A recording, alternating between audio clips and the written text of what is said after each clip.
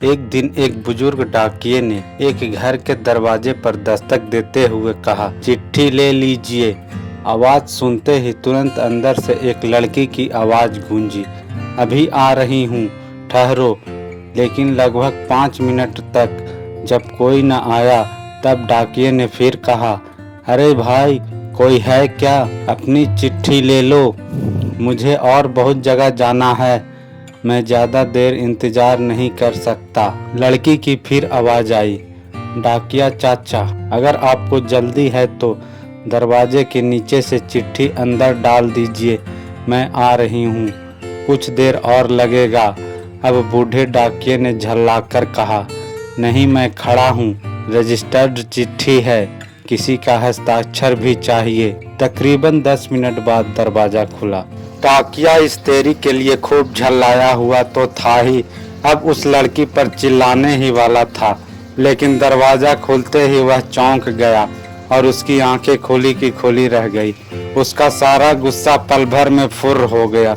उसके सामने एक नन्ही सी अपाहिज कन्या, जिसके एक पैर नहीं थे, खड़ी थी। लड़की ने बेहद मासूमियत से डाकिये की तरफ अपना हाथ बढ़ाया और कहा, दो मेरी चिट्ठी। डाकिया चुपचाप डाक देकर और उसके हस्ताक्षर लेकर वहां से चला गया। वो अपाहिज लड़की अक्सर अपने घर में अकेली ही रहती थी। उसकी माँ इस दुनिया में नहीं थी और पिता कहीं बाहर नौकरी के सिलसिले में आते जाते रहते थे। उस लड़की की देखभाल के लिए एक काम वाली बाई सुबह शाम उसके साथ घर में रहती थी, लेकिन परिस्थिति बस दिन के समय वह अपने घर में बिल्कुल अकेली ही रहती थी। समय निकलता गया। महीने 2 महीने में जब कभी उस लड़की के लिए कोई डाक आती, डाकिया एक आवाज देता और जब तक वह लड़की दरवाजे तक ना आती तब तक इत्मीनान से डाकिया दरवाजे पर खड़ा रहता। धीरे धीरे दोनों के बीच मेलजोल और भावनात्मक लगाव बढ़ता गया। एक दिन उस लड़की ने बहुत गौर से डाकिये को देखा। उसने पाया कि डाकिये के पैर में जूते नहीं हैं।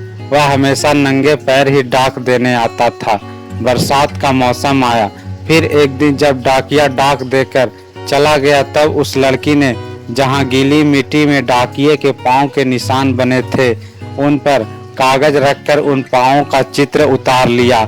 अगले दिन उसने अपने यहाँ काम करने वाली बाई से उस नाप के जूते मंगवाकर घर में रख लिए। जब दीपावली आने वाली थी उससे पहले डाकिये ने मोहल्ले के सब लोगों से त्योहार पर बख्शीश चाही, लेकिन छोटी लड़की के बारे में उसने सोचा कि बच्ची से क्या उपहार मांगना, पर गली में आया हूँ तो उससे मिल ही लूं। साथ ही साथ डाकिया ये भी सोचने लगा कि त्योहार के समय छोटी बच्ची से खाली हाथ मिलना ठीक नहीं रहेगा। बहुत सोच विचार कर उसने लड़की के लिए 5 रुपये के चॉकलेट ले लिए। उसके बाद उसने लड़की के घर का दरवाजा खटखटाया। अंदर से आवाज आई, कौन? मैं हूँ गुड़िया, तुम्हारा डाकिया चाचा, उत्तर मिला। लड़की ने आकर दरवाजा खोला तो बूढ़े डाकिये ने उसे चॉकलेट थमा दी और कहा, ले बेटी, अपने गरीब चाचा के तरफ से।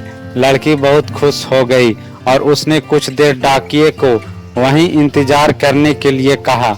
उसके बाद उसने अपने घर के एक कमरे से एक बड़ा सा डब्बा लाया और उसे डाकिये के हाथ में देते हुए कहा, चाचा, मेरी तरफ से दीपावली पर आपको यह भेंट है। डब्बा देखकर डाकिया बहुत आश्चर्य में पड़ गया। उसे समझ में नहीं आ रहा था कि वह क्या कहे। कुछ देर सोचकर उसने कहा, तुम तो मेरे लिए बेटी के समान हो, तुमसे मैं कोई उपहार कैसे ले लूं, बिटिया रानी। लड़की ने उससे आग्रह किया कि चाचा, मेरी इस गिफ्ट के लिए मना मत करना, नहीं तो मैं उदास हो जाऊंगी।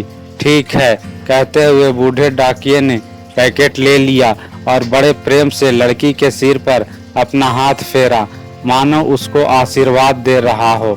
बालिका ने कहा, चाचा, इस पैकेट को अपने घर ले जाकर खोलना। घर जाकर जब उस डाकिये ने पैकेट खोला तो वह आश्चर्यचकित रह गया, क्योंकि उसमें एक जोड़ी जूते थे। उसकी आंखें डबडबा गई। डाकिये को यकीन नहीं हो रहा था कि एक छोटी सी लड़की उसके लिए इतना फिक्रमंद हो सकती है। अगले दिन डाकिया अपने डाकघर पहुंचा और उसने पोस्टमास्टर से फरियाद की कि उसका तबादला फौरन दूसरे इलाके में कर दिया जाए। पोस्टमास्टर ने जब इसका कारण पूछा तो डाकिये ने वे जूते टेबल पे रखते हुए सारी कहानी सुनाई और भीगी आंखों और रूंधे गले से कहा, सर आज के बाद मैं उस गली में नहीं जा सकूंगा। उस छोटी अपाहिज बच्ची ने मेरे नंगे पाँवों को तो जूते दे दिए, पर मैं उसे पाँव कैसे दे पाऊंगा। इतना कहकर डाकिया फूट फूट कर रोने लगा। नमस्कार दोस्तों, यदि हमारी कहानी अच्छी लगी हो तो कहानी को लाइक करके हमारे चैनल को सब्सक्राइब जरूर करें। कहानी सुनने के लिए आपका बहुत बहुत धन्यवाद।